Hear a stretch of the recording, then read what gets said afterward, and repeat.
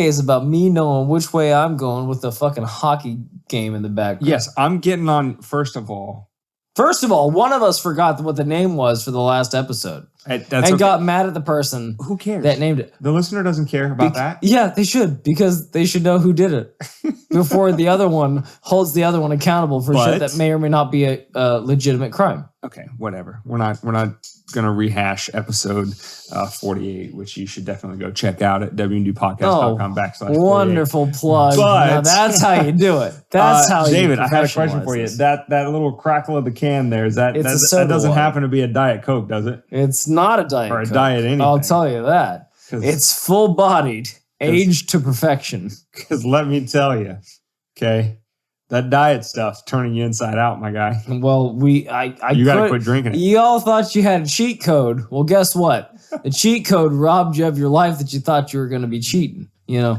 know. Yeah. So we're not going to get too into the weeds on the study. It's not nice to quote a very shitty movie in Batman Forever, and Uma Thurman playing the role of Poison Ivy. It's not nice to fool Mother Nature. Go ahead. All right. So now that David... Sing as you're singing a Batman. Now that David's got his, standard Batman quote in. Says the man sitting in a Batman seat. Okay. That's not... Can we talk about what we're talking about? Maybe. Please. Maybe. Okay. We're not going to get into the nitty gritty of the study because you'll be able to find it at the show notes page. Which I'll tell you where to find that. I'll tell you where to find that on the other side of the intro.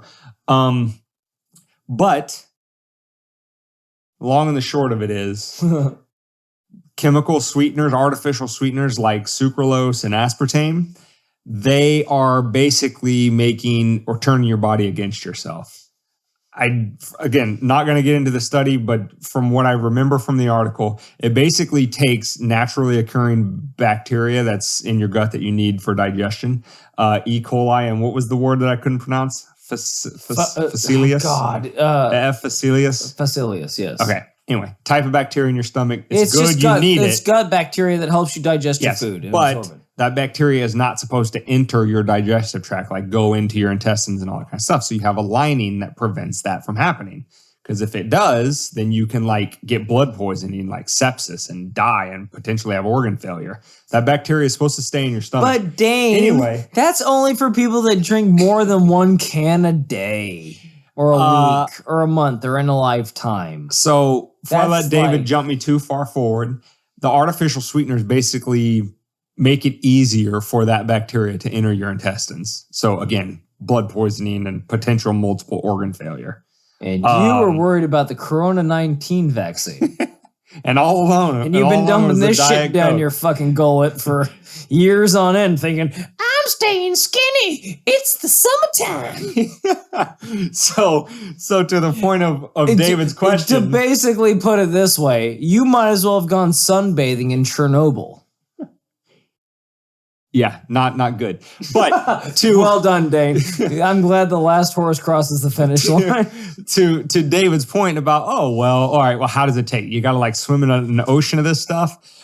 Turns out the study says that the required dose to get this effect that we're describing to you was 2 cans of diet soda. 2 cans! 2 cans of diet soda. That's all it takes. Have one for lunch, have one for dinner, and you are on your way to sepsis-filled population. Nobody does that. Literally nobody. Well, don't forget, all you people are like, I only drink 1 fountain soda a day of Diet Coke, so I'm totally fine. A can is 12 ounces. It doesn't matter if it's in 1 gigantic 64 ounce. Guess what? You just drank 3 cans. Just because it was in 1 canister doesn't make it 1 can. They're condensing it down to 12 ounces. If you consume 24 ounces in a day, you're an inhabitant of... You're in trouble. You're Troubleville. With I'm going to be your mommy daddy cancer patient as the mayor. Yeah, so moral of the story, kiddos. You thought you could fool Mother Nature. And actually the article said this in the last line. I thought this was hilarious. Oh, God. It turns out that actually the regular, the full sugar, whether it's sugar or high fructose corn syrup, that's actually better for you than the diet all along. And then the true moral of the story is there's only two Oh, Jesus. Take it again. Back and scene. He's giving his own cut-ins, even though we're not cutting this out. I don't know. You try to make sense. There's only 2 undefeateds in this life. The first one is Father Time, and the second one is Mother Nature. You're not getting out of either one of their games, and they will win no matter what. I think those are hashtag facts. And on those facts, let's jump. So we jump into a whole nother set of facts. Plug your nose. You don't want to get any Diet Coke. That's up right. there. And make sure you blow out on the way in. Yeah. All right. Well, on that note, jumping in.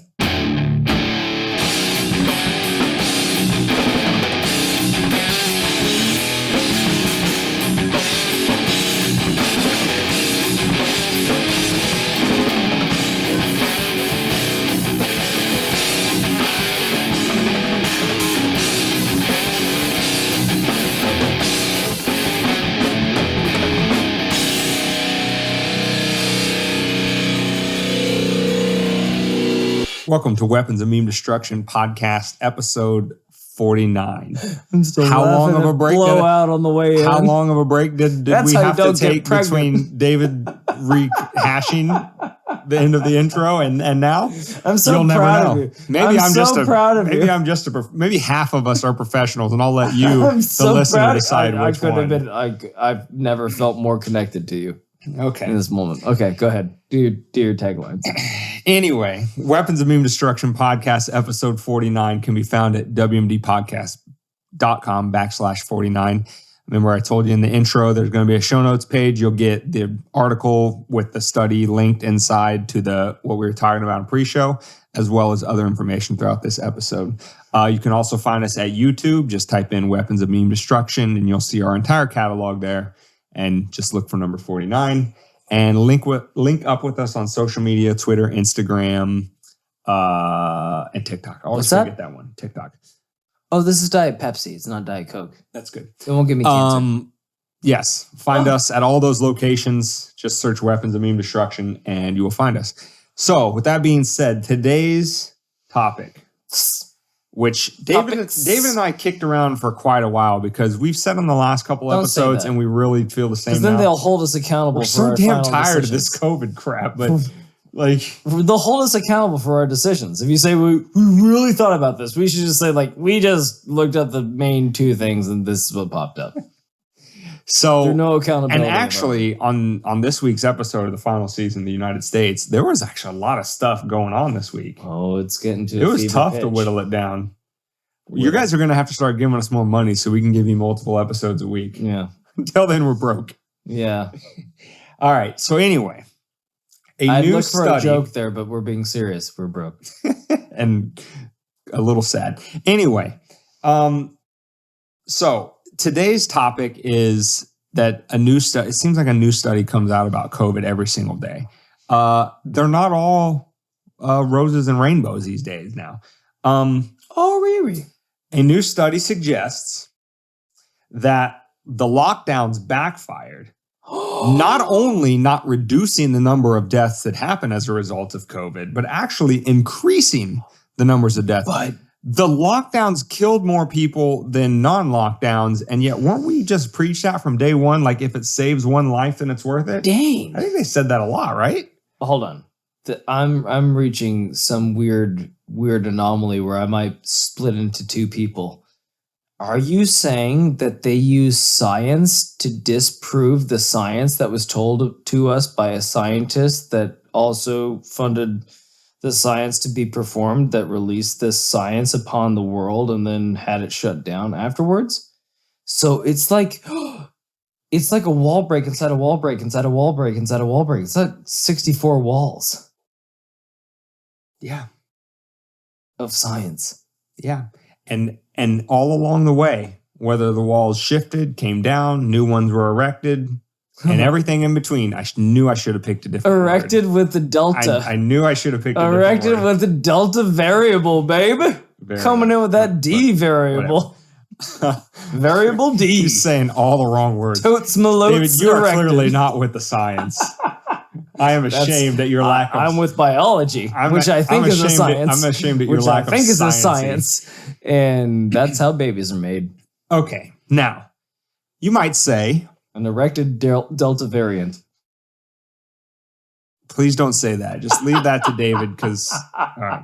Anyway, let's move on. On to the study. Now, you might say, that's a rather grand claim you have there, Danwell, or study creators. It sounds like fake news. So let's just give you a little bit of information on the study, and then we'll get to some of its finding. So the study looked at all 50 states and cross-referenced across 44 countries.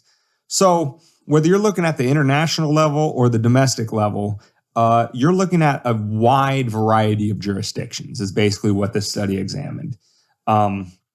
It's looking at everything from like super lockdown to completely open to a little bit of this, a little bit of that, maybe masks at a later date, maybe vaccine at an earlier date, all kinds of policy variants all over the world in the US. And this is one of the findings from the study. Quote, we fail to find that SIP, SIP, shelter in place, policies saved lives. To the contrary, we find a positive association between SIP policies and excess deaths. A positive association between those policies and excess deaths, end quote. So that's directly from the authors of the study. So, and by the way, if you think that's the science, bruh. The University of Cambridge in Massachusetts, what would that be? I don't know. Well, I think Speak your mind, brother. I think Massachusetts is a pretty blue state, right? So this study is coming out of a blue state, so you can't even say that it's, And then to give credit to it, to kind of shit in our own backyard here, we've been saying it for the entire time. So you might be saying, David, you guys have been looking for this. You guys want to see this. So you got an outcome bias, and you're trying to find this. But it's not, quote unquote, our side, to end the quote, that came up with this study. It's a university out of Boston, which is a majority Democratic state. Well, but okay. Even if it is, we don't even have to go that far. All we can just say is, for the people I don't care blue state, red state, or anything in between. The question is, are these qualified experts? Are they qualified to have an opinion on quote unquote? Who's qualified? Science? Well, it seems like, again, to go to the qualified thing, it seems like whoever agrees with you is qualified, and whoever doesn't agree with you, no matter what they say, is unqualified, and it's fake news. They have an agenda. So that's what I'm trying to say right here is like, you might have thought for all the previous COVID episodes that we've had that we have an agenda. Yep, I mean, we have an agenda to make you critically think. But we didn't just search this one out because we're trying to prove our fact. This just came across our desk during the week. Right, but okay, let me put it in a different context. Please. I think there are 3 types of listeners that are gonna listen to this episode. There's gonna be the ones that already agreed with us. This episode isn't gonna change their mind one way or another. They already agreed with us. Thanks, Mom. Yeah, Mommy. And then there are going to be those that absolutely 100% positively disagree with us. Doesn't matter what we say, doesn't matter what experts we put up, doesn't matter how many charts we show them. We've talked about this on a past episode. We'll put it in the show notes as well. COVIDchartsquiz.com. I believe that's the name of it. Yes. Go to COVIDchartsquiz.com and just take that quiz and tell me if the policies don't just seem to be completely random scattershot. If you get a passing grade on that test, you're probably lying. So anyway, those people are not going to be their minds changed by this episode. But there are some people in the middle that will hear the information and they might say, yeah, these guys have an agenda, blah, blah, blah, whatever. Or they might say, all right, let me check this out. Now, these people seem to be quote unquote qualified experts to me. They seem to be entitled to an opinion to me. Their findings seem to be okay to me from a scientific standpoint. So if I'm presented with that and the side that vehemently hates these guys and, nobody's going to agree with them, meaning us, and their only thing they can say is, that's not an expert, that's not science, and basically shoot down everything that seems legit to you, well, maybe you'll come to your own conclusions. And yeah, as Dane said, as he read through the abstract, this study started out or set out to prove the hypothesis that the SIP orders or stay in place orders saved lives. But what they said as an overview of their general study is that they were proven wrong virulently. So if we can't offer any more evidence, they set out to prove what they wanted to prove, and they were proved to the opposite. And this is good science, as opposed to the science. Good science will automatically adhere to what the data shows, not that the data didn't prove what they wanted it to prove, and now it's bad science, so we have to throw it away and go out and get good science. Or, as they were calling it the entire time, the science. Right. Imagine that. Science isn't some sort of monolithic belief system that, if you deviate from, then you're all of a sudden anti-science or whatever. But to get to the point of, what they set out to study and what they found, just a couple key findings from the study. So it found that in every U.S. state, it found either, quote, no change in excess deaths, or in many U.S. states, spikes in excess deaths following the implementation of shelter-in-place policies. So, I would say, well, as they said, in every U.S. state. And then with the exception of a few countries, Australia, island countries, by the way, Australia, Malta, New Zealand, and the island state of Hawaii. And just to drive the point home, island state, you're mentioning that it's an island state because it is isolated? Yes, isolated, right. And easily shut off from the rest of the world? Exactly. So in Australia, Malta, New Zealand, and Hawaii, in these places, the study did find that after the shelter-in-place orders, the cases actually did went down. So with the exception of those isolated places, right, countries in Europe that did, massive lockdowns versus countries that didn't, the UK and Sweden come to mind, or in the United States, countries that locked down quick, fast, hard, and early, like California, and states that opened up early, like Florida, very different policies, yet you'll find that cases either didn't change after the shelter-in-place orders or they actually increased the number of deaths. In fact, anecdotally, you would say that most people were harmed by the stay-in-place orders because one person would bring it home and then infect everybody else within the house. So you just guaranteed the spread of it. And then you're like, well, why were they out of the house in the first place? They were ordered to stay in place. Why would they not do that? Well, there's this simple thing called, you have to eat. You have to go out. You have to work. You have to, fend for yourself. And you have to actually live. I can tell you, you had less than a 2% chance of dying if you caught corona, but you have a 100% chance of dying if you don't feed yourself for 2 weeks. 100%. Yeah. And it didn't even take 2 weeks. Another finding from the study, said that states that instituted the policies did not start to see decreases in excess deaths until 20 weeks after the policies were put in place. So remember when we were told, every single thing's going to be a tragedy? The national championship in fully open Florida, it's going to be a super spreader event. The Super Bowl, Memorial Day, fully open Florida, going to be a super spreader event. Everywhere you look, when Texas opened up and the Rangers had that full stadium super spreader event, way back in early 2020 at the motorcycle rally in Sturgis, they called that a super spreader event. None of them were, but after 20 weeks, and that was when you pointed that there was no, this was the point, when you pointed that there were no results from these super spreader events, they'd always say, well, 2 week lag time, just wait the 2 weeks and you'll see the spikes. Didn't happen. But yet, for their quote unquote decreases in excess deaths, it takes 20 weeks.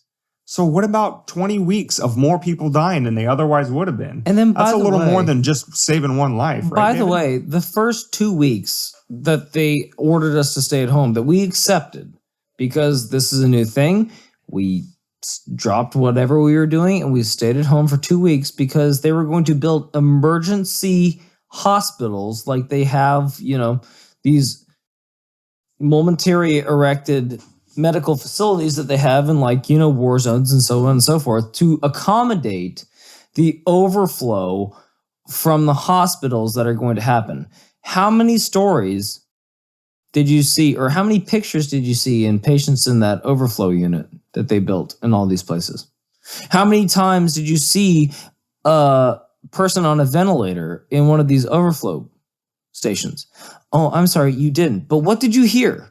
9 months after, and we started to spike in this country, we started to really spike in this country, all you were hearing is an overflow of the hospitals, not an overflow into the hospitals that we built as a stationary. So how did they do this?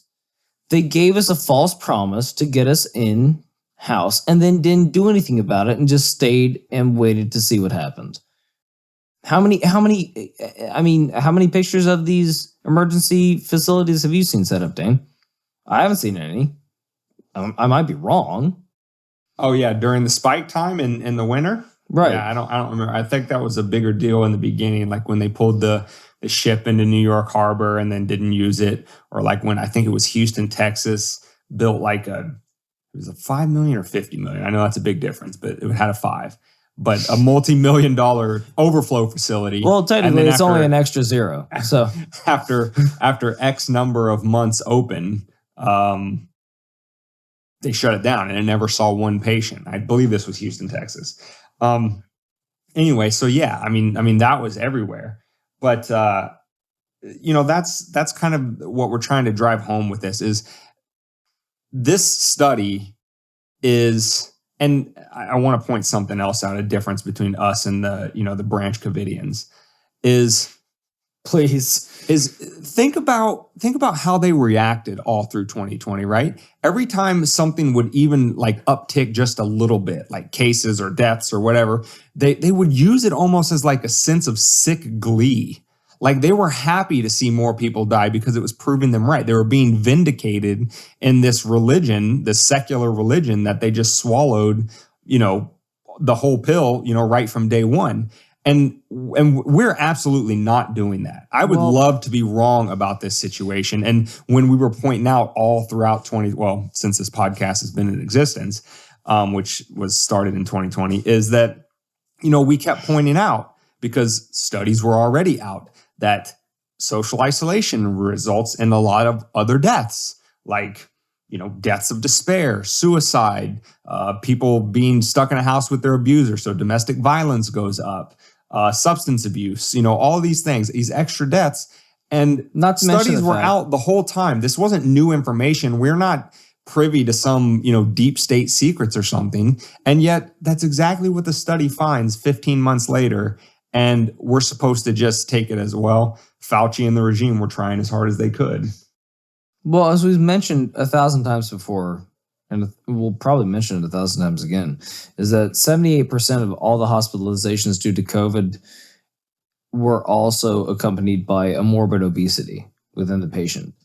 And then the average weight gain for each American over each month was 2 to 3 pounds each month. So you could argue that they got less healthy staying in place, which made them more vulnerable to the virus staying in place. But to extend an olive branch on your point, Dane, is that you would want to be vindicated if you knew that you gave up a year of your life. If you gave up a year of your life for something that you just realized in the back end was no worse than the common cold and actually killed less people than, you would be pissed and you would never listen to anything else again. It's the boy who cried wolf thing. Well, like if we locked down for, this pandemic and they said this is going to be the worst thing we've ever seen, and then there's an actual pandemic that's like the Black Plague that comes out a couple of years down the road, you're going to be like, fuck you, I'm not going back inside. I already gave you a year of my life. I can't afford to give you another year. Yeah, it's the boy who cried wolf scenario. Exactly.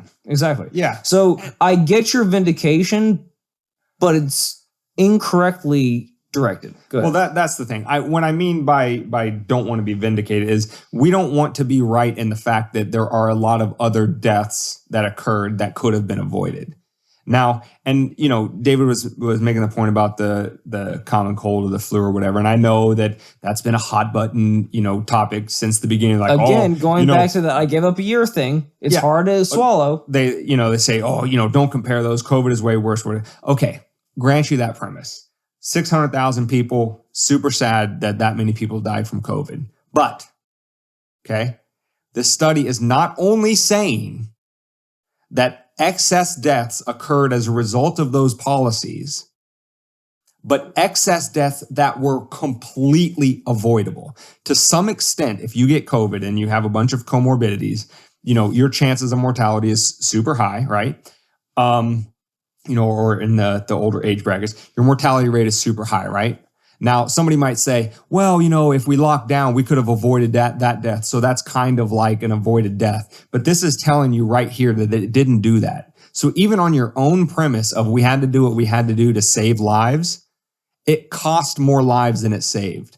So even on purely utilitarian grounds, as you try to defend St. Fauci and the rest of the regime for all of the decisions that they made, we're telling you that actually cost more lives than it otherwise would have. So even on your own grounds, your own premises, you have no leg to stand on if you're going to be a Branch Covidian going around shouting at people without a mask on or unvaccinated or whatever. You have absolutely zero leg to stand on because you followed these people blindly. You imbibed their religion in every way you possibly could, and you just marched right along because they told you to do it. And we're not asking you to feel sad, morose, like a piece of shit. We're also not asking you to storm the gates of the Capitol. What we're asking you to do is to think critically next time. Don't just accept whatever Fauci says as gospel truth. Because he has no political lean whatsoever. He has no ideology that would want him to propagate a political endeavor. Even though, what's his station now, Dane? If you don't mind me asking.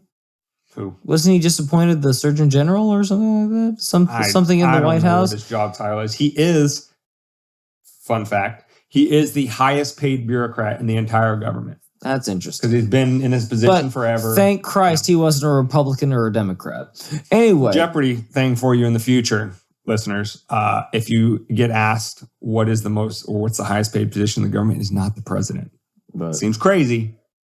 It's actually Dr. Fauci and whatever his slappy business card says on it. So anyway. And so the last point on the study before we get to the ultimate conclusion of the study is that it gets even worse because countries and states that had longer duration. So now we're not talking about, did they lock or, did they do the shelter in place policies or did they not? But if they just had a longer duration than another jurisdiction, they had higher excess deaths. So even if you put it on a spectrum and you say Florida's all the way out here, they didn't do anything. They opened up September of 2020. They're, a walking death factory down there. And then California locked up early, stayed locked up the whole time, right? Those are the opposite end of the spectrum. And all within that spectrum are the other 48 states. Some locked down a little earlier, some a little later, some, didn't have such strong restrictions, others stronger. And what the study found is the longer your locked in place policy, the higher your excess deaths over what would have happened as a result of just COVID alone happened. So, if that's not a resounding repudiation of the entire COVID regime of the last 15 months, I don't know what is. Because it's not in theory anymore. When we were talking about this last year about, more deaths from deaths of despair, things like that. It was a concept. Those were studies that were done, but they were done under previous circumstances, different conditions. And we were just applying this, or the researchers were applying this to how could this have an impact in COVID. Lo and behold, it had exactly that impact. Like you do with science, like actual science. Like an object in motion will stay in motion until acted upon by an outside force. That kind of shit. Right. So, listen, here's the thing. Even if COVID would have had the death toll that it did and moved naturally through the population as it would have had we, tried a little concept called freedom, in the land of the free and the home of the quote unquote brave.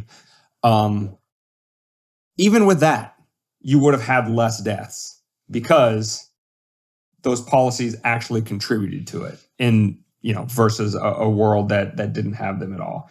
And so, I just want to finish with the last conclusion that they had. And this is, quote, in light of this evidence, continued reliance on SIP policies to slow virus transmission may not be optimal. Well, there is the quote of the century, or the understatement of the understatement of the century. Vindication. It's sorry, I started Uncle Joe too early. Yeah, stop. we're gonna have plenty of time for Uncle Joe, but we have a bonus segment for you, listeners. Yeah. It's just. I come from a standpoint of I will do in the moment what you tell me is right, but I will also look back upon that moment and give you what did you get every quarter when you were in school, Dane? I always hated these days. Report cards. Exactly, Dane. Exactly. You got a fucking report card. And it said my dog ate it. Oh, you're right. Well, that was your homework, which is why you got such a poor mark on your report card. This example just made me super sad for today's Zoom kids for school. They'll never understand it. You can't ever make that excuse. They're like, hey, little Johnny, share your Word document that had your thing on it. Put it up on the screen. My dog ate it. Like, no. It's a new one. It's a Russian hacker got me. I lost all my data. Damn Russians making little Tommy fail math class. Damn 10-year-old Russians hacking my portfolio on Instagram. Anyway, my whole point being is that you don't get judged in the moment for your work because we all assume you're trying to do your best. But when we look back on it, we can totally evaluate it with more information and with better knowledge. And when we look back on Fauci's record, which we already covered in the Fauci's emails episode, it doesn't look good right now. So I will say to all of our listeners, however few of you there might be, just take the information we have now and go back to a segment that Fauci was saying 6 months ago when they already kind of had this thing figured out and vaccines were coming out and he was already still trying to we might not be done with this thing for another 3 years. So let's keep these masks on. In fact, social distance. Why don't you put 2 condoms on? Why don't you put 2 face condoms on? In fact, you know what? Why stop there? 27 face condoms. Let's make that a mandate. 27 face condoms, and I'll sit there and jerk off with all your face condoms on, and I'll go to a baseball game where they throw out the first pitch, and I'm sitting not 6 feet away from somebody with my mask down, talking to them face to face. How much more evidence do you need that he does not give a fuck about your health? Sorry, I think I've meet my F word limit. I don't think the F word is the worst part of that entire dialogue. I'm pretty sure. I'm sorry, Fauci jacking off. Well, it's just the imagery. You think the imagery was a part of that? It disturbed the hell out of me. Look at him do what I say. Look at him do what I say. Listen, it was disturbing. It's always about control for that man and that elven-shaped creature. Listen, I refuse to apologize because I will not let the cancel culture win. But that imagery, I don't think. I feel like he scuttles. I feel like he scuttles places. I feel like there's a soundtrack where when he walks, it's like. Tss. All right, let's get to the bonus part. He sticks to the shadows. So that's what we think about that. Uncle Joe, creepy Uncle Joe, Captain Trippy Steps. Oh, poor boy. First, be more athletic, Joe. The first sniffer. He had some interesting things to say about guns this week. That's interesting. And we thought we listened. You know what? He had interesting things to say. I'm interested. David and us. Wow. You weren't even we. The royal we. You were just us. You're a plura? Holy fuck. David and I watched that video of Biden, and we thought, we got things to say about this. So we thought, we don't want to misquote the guy, so we'll let him speak for himself. So Uncle Joe has things to say about the Second Amendment and I guess what he'd do to us if we tried to, use it. So here he comes. Rogue gun dealers feel like they can get away with selling guns to people who aren't legally allowed to own them. And I might add The Second Amendment from the day it was passed limited the type of people who could own a gun and what type of weapon you could own. You couldn't buy a cannon. You couldn't buy a cannon? Fuck!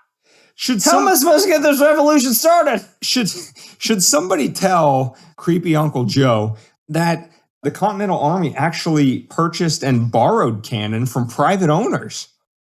The regular army got guns from the citizenry. Now that is just Stop it. Joseph. That would say that the private sector Joseph. Somebody has lied a to Joe. definitive armament. Hey, listen. All I do know, well, let's see what Lexington and Concord, the first shot of the revolution happened I think it was a full year before the Declaration of Independence was signed. They were already shooting at redcoats. All I'm going to say. So I don't want a cannon anymore, Joe. You can keep your cannon. But if you're going to assimilate a cannon to a handheld weapon, that's different. It's a little different. Yeah, so on the first point of Joe's comment, he's already Joe's misinformed. We'll say that. Joe's misinformed. But he's got more to say. Those who say the blood of patriots, and all this stuff about how we're going to have to move against the government. You know the blood in the you know the thing. The thing with the thing that like God, that guy that's on a cloud. He goes, "Hey, yo, Adam, what's going on?" So what I think, and yeah, again, let's help out, please, Joe. Captain Sniffy Kids. That quote, if we can call it that, might be familiar to some of you. It is Thomas Jefferson's famous Tree of Liberty quote. And what Jefferson actually said was, the Tree of Liberty must be refreshed from time to time with the blood of patriots and tyrants. So let's think about what Jefferson, and I know Jefferson canceled, everything he said was, you can't talk about, whatever. Anyway. Sex with slaves. Listen, we're talking about it. It's important to remember history so we don't repeat it. Or you can't burn books, boys. Or it's important to think that who somebody is as an individual can be separated out from their what ideology? they have to say about, certain things that could be helpful to other people down the line. Hold on. You mean there might be nuance within a person, that they might be capable of doing terrible things, but also have some good thoughts within their head? So far down this road. Anyway, point is, Tommy J is saying, from time to time, you might need to come to fisticuffs if your government isn't agreeable to you. That's not the first step we want to take. That's not, where we want to go tomorrow, but that's saying, sometimes that's what happens. That's more a tautological statement of fact about, history. So, TJ, by the way. Yeah, Tommy J, TJ. You said it again. So that's the quote. And Joe's like, the tree, it's not water with the blood of patriot. I don't even know what the hell Joe. He couldn't remember God. He couldn't remember God's name. What do you want him? You want him to remember the Thomas Jefferson quote? So God. Yeah. So how dare you think you can move against the government, you stupid rubes? But he's got more. Well, the Tree of Liberty is not water with the blood of patriots. What's happened is that there never been, if you want to think you need to have weapons to take on the government, you need F-15s and maybe some nuclear weapons. There you have it, folks. Sweetener. Sitting president of the United States just kind of implicitly suggested that maybe nukes were on the table as far as, if the American people got too uppity. Well, it's rather alarming. That's is it not? That's a very grandpa sitting on the porch thinking, or way of logic. It's like, well, boy, if you're going to take on the government, you got to think like they got some horsepower. So you're going to need more than that little 9mm automatic. Take on that big old Capitol Hill. And he's not wrong. He's not wrong. I mean, he is wrong, because my first thought when I heard that quote was like, laughs in Vietnamese rice farmer, or, Afghani goat herder. Like, you had, in terms of Afghan, twice. You gonna nuke your own people? No. I'm saying Afghanistan held off Russia, one of the two superpowers at the time in the 1980s, toppled that empire, and now has been fighting and resisting the United States for the better part of 20 years now. And you had some Vietnamese rice farmers that basically pushed one of the other most powerful empire on earth at the time, right out of its country. It had all the bombs and planes it wanted. Point is, nukes and F-15s don't hold strategic objectives. And then Joe. also, but Read Sun Tzu. to reach a less conflagratory standpoint. Let's just also say that I would hope that the army, if it did ever come to a fisticuffs with the American people in Capitol Hill, that hopefully those that swore to protect and serve the freedom and liberty of this country would not fire upon its own people, which gave it. Well, yeah, I mean, of Let's course. move that down the road. Like hold on, I've got a more major point to it. The cathedral, as we've called it over the past couple of months, has done a great job at telling us that we aren't America, that we are divided, that we're racist, that we're Republican, that we're Democrat, that one person is African American and one person is Caucasian and one person is what do they call it? PAA, Pan Asian, whatever the hell whatever acronym they came up with it. What they're saying is that there's different lines within America that makes America not America, that makes America a war zone between different Americans. Yeah, it's the divide and conquer strategy. Exactly. But what they're mistaken in is that we aren't buying it. Like, we shouldn't buy it, and that we're stronger than that. Hopefully we're smarter than that. Other than the fringes that are trying to make hay out of it and grow their own ranks with the division. Yeah, the vast majority of us in the middle, and I don't mean just the middle of the country, but like the vast majority of us on the political spectrum. 90%? Yeah. We don't, we're not buying into that divide and conquer stuff. We know that, the cathedral is selling us narratives that you need to dislike this group and you need to not like that group and yada, yada, yada. And as long as we're at each other's throats, then we won't be at theirs. Yeah, I know. But how much of that percentage flows throughout the military for them to say, nope, I'm not doing that. You got me all the way, Joe, until you said, drop a nuke on Chicago. That's where you lost me. I don't know if it needs to get to that point, maybe a lot longer before. I don't know what kind of split there would be in the ranks, but I know that most of the people, and if the military is any indication of broader society, like I said, with that wide middle that is not buying the BS, if that same ratio exists in the military, which why wouldn't it? Because they're American citizens just like us. Well, then you got a big middle that's going to say, no, I'm not going to fight your wars for you. Especially not on American soil against American citizens. So when you already kind of arbitrarily elicited war with misinformation and division and trying to break up the country that you were supposed to be leading and bringing it to that one. You swore an oath to uphold and defend. That's not just directed at Joe, it's directed at every president that's been. Not only every president, every single person throughout the bureaucracy, elected or unelected. Sure. Like you may all not take that constitutional oath in the bureaucracy that the elected officials have to, or do, or whatever for ceremonial purposes, because we know they don't follow it. That's not the point. The point is, when you try to say, hey, look at those monsters out there, point to another country, point to another group of people or whatever to say, that's who you need to fear. Look that direction, not us. The vast middle of the country, the military, and any other subset therein is not buying that. So if you think that we have to have F-15s and nukes to be able to, resist the government or whatever, like you're missing a big Joe, part of the picture. Were you not paying attention on January 6th? That was a bunch of hillbillies and QAnons that stormed your Capitol. With no guns, by the way. A bunch of LARPers. A bunch of people that thought that the earth was flat by all given reason. Well, let's not caricature them too much. I'm sure No. The left has already characterized them. Yes. Oh, yes. I'm speaking Based through on their. I'm yes. thinking through their viewpoint. Okay, So these hillbilly, uneducated bastards sat in Nancy Pelosi's chair. They sat on Capitol Hill.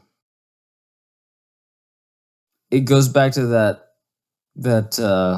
the gentleman quote when Matthew McConaughey poisons I forgot his name, Bobby or something like that, like the Chinese drug lord. He's like, I can get to you in your own kitchen. I can get to you anywhere. Like, the only reason you have power is because we gave it to you. And if you ever forget that, that's where you'll fall. Yeah. Period. And I mean, us explaining that, or David explaining that, is not us saying that we endorsed what happened January 6th or not. But what we are saying is, based on your own narrative, the people who think that that was a legitimate coup attempt on the United States government and it almost toppled democracy and all of the other hyperbole around that event, if you really believe that group of people got that close to toppling democracy, and then you mean to tell me that the president threatening an entire 320 million people, and we know at least half of them don't like him, that he's willing to, use F-15s and nukes to fight back against those people? Again, if it came to that, that's, based on your own narrative about how little it takes to end democracy or topple, the United States government. Doesn't that go against his own narrative? Bad. The understanding Joe, he's been there. He knows the strings. He knows the strings to pull. He has all the back ideas. He works across the aisle. He knows how to bring people together. He's got the ideas that this, that, and the other. And it kind of makes you think that Joe doesn't know what he's saying all the time. I mean, a little bit. Or that somebody's speaking for Joe. Maybe. We know he's not writing what's on the teleprompter. Well, we know he's not writing what's on the teleprompter because he can barely read the goddamn thing. But anyway, if you want to tell him where to find us, please do. Yes. So this can be found at wmdpodcast.com/49. Find us on YouTube. Just search Weapons of Meme Destruction. You can find it. Google that for that matter. And you can also find us searching the same at TikTok, Instagram, and Twitter. Engage with us on all the platforms. If you come across us on YouTube, like and subscribe, hit that bell so you get notifications when we post new videos. And come back and join us for episode 50. David, we're going to be half a century old next week. Wow. How do you feel about that? Well, I never thought we'd make it past 10. Every episode since has been a treasure. And here we are, 5 times longer and 5 times less money. If only that had helped with the angle of my dangle. All right. With that being said, Jesus, we'll see you next week. I was going to leave it there.